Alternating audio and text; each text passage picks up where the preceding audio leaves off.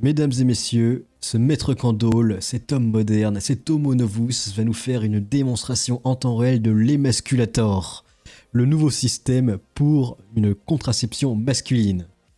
Attention cependant, vous risquez de perdre vos testicules, voilà. Donc est-ce que c'est cool de perdre ses testicules? Je sais pas, mais au moins c'est le futur. Mathieu, la contraception masculine thermique, ça te fait remonter les boules et ça fait bobo. Mais ce qui est bien pour une fois, c'est qu'on a une démo en temps réel. Donc moi je veux voir ça, c'est parti, bienvenue à Maître Candole. Maître Candole balance le générique. Hello, Night City!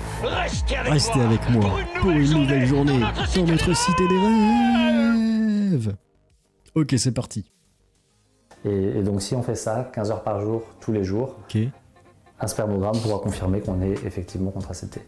Je me suis contracepté avec un dispositif qui s'appelle l'AndroSwitch, donc c'est ça là, ce qu'on voit ici. Donc juste un petit anneau en silicone qui permet en fait de remonter les testicules dans le corps et du coup, avec l'apport de chaleur corporelle, d'empêcher la production de spermatozoïdes. Ah oui, c'est plus Brisbane, la ville en Australie, c'est Brisburn, le fendre à Burn, le destructeur de Burn. C'est pas Alduin, le fléau du monde, c'est Albruin, le fléau de tes boules.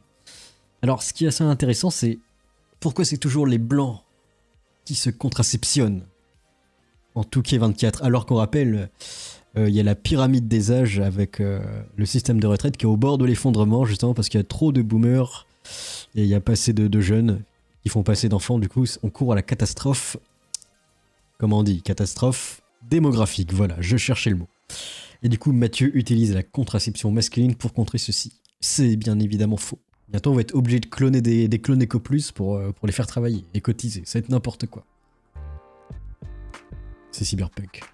Moi, ça fait un moment que je suis en couple avec la même personne. C'est vrai qu'au début de notre relation, pour moi, c'était assez logique, on va dire, de se dire que ma partenaire, en l'occurrence, du coup, avait la responsabilité de se contracepter. Elle-même ne souhaitait pas prendre de contraceptif. C'était un peu un sujet de tension, ou en tout cas un sujet pas évident, du coup, entre nous. Et je m'étais vraiment jamais posé la question de ce que je pouvais faire moi-même. Et en 2021, du coup, une BD est sortie sur le sujet qui s'appelle Les Contraceptés. Elle me l'a offert donc à Noël. Et voilà, c'était vraiment un peu un choc quoi, de me dire que, non seulement... Du coup, ouais, c'était le plan machiavélique en fait. C'est te l'offre et toi tu dis oui, je vais me casser les couilles, casse-noisette. La peu de contraception craqueur. pour les hommes, c'est possible, mais que en plus, je m'étais jamais posé la question moi-même de si ça pouvait exister. La mise en œuvre de cette contraception a permis de rééquilibrer certaines choses dans notre couple. En l'occurrence, donc comme je disais, ma compagne n'avait pas voulu prendre de pilule ou mettre de stérilet. Et du coup, c'est toi qui vas prendre les dégâts. D'accord. Mais pour autant, c'était quand même elle finalement qui restait en charge de notre contraception parce que la principale action du coup contraceptive qu'on mettait en œuvre, c'était le suivi des cycles. Et en l'occurrence, c'était elle qui s'occupait du suivi de ses propres cycles. Donc en fait, elle était toujours la personne en charge de la contraception. Autrement, j'ai une idée de super moyen de contraception. Être moche. De notre couple. Et donc l'utilisation de ce contraceptif, ça a permis de faire en sorte que moi aussi, en gros, je m'intéresse et je gère ma propre fertilité. J'ai regardé un petit peu les différentes personnes ou associations qui traitaient du sujet autour de chez moi et c'est là que j'ai découvert justement l'association 0 million qui commençait à organiser à ce moment-là des sessions d'information au planning familial. Donc là, on m'a expliqué un petit peu quels sont les différents dispositifs qui existent, comment ça fonctionne, quels sont les risques, quelles sont Ensuite, les contre-indications. Donc j'ai acheté donc, ce petit dispositif et j'ai commencé à le mettre quotidiennement. Donc d'abord quelques heures par jour pour juste habituer son corps. Il n'y a pas de gêne ou pas de douleur, mais simplement c'est quelque chose, une sensation qui est un peu différente de l'habitude. Donc on le fait progressivement. Et ensuite, au bout de peut-être une semaine d'utilisation, là je l'ai pris tous les jours pendant 15 heures par jour, donc ce qui est nécessaire pour atteindre la contraception. Et au bout de 3 mois, ce qui est à peu près la durée de vie des spermatozoïdes dans le corps, on peut considérer que normalement on est contracepté. Dans ce cas-là, on va faire à nouveau un spermogramme, on vérifie qu'on est bien contracepté et à ce moment-là, à partir de ce moment-là, on continue de suivre le protocole. Le principe de la contraception. Ah voilà. Et on arrive au moment fatidique, la démo. La démo. Contraception thermique par remontée testiculaire, c'est de remonter les testicules. Attends, il a vraiment mis son dans sgégard. le scrotum.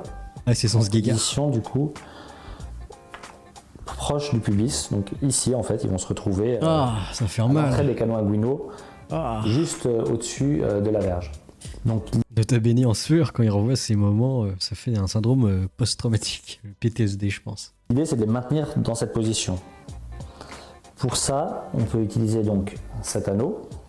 Et la manière de le mettre, donc on va d'abord enfiler l'anneau sur la verge. On tire le scrotum, on tire le scrotum, on tire le scrotum. Voilà. On vérifie que l'anneau est bien à la racine de la verge et du scrotum. On a donc maintenant la verge et le scrotum qui est vide en dessous. Et on a les testicules qui se retrouvent de part et d'autre au-dessus de la verge. Donc là, c'est horrible. Tu sais, on appelle l'expression la remontée de boule. Et c'est pas quand on joue à la pétanque, hein, évidemment. Se promener. Et donc si on fait ça 15 heures par jour, tous les jours, un spermogramme pourra confirmer qu'on est effectivement contracepté.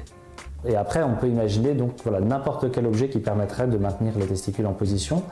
De mon côté, je suis en train de travailler avec Gaël Burclay sur la création d'un dispositif qui fonctionnerait sur le même principe, donc avec un orifice, mais qui prendrait la forme d'un boxeur, donc un élément classique, on va dire, du vestiaire masculin, ce qui permettrait de se rapprocher des gestuels habituels du quotidien.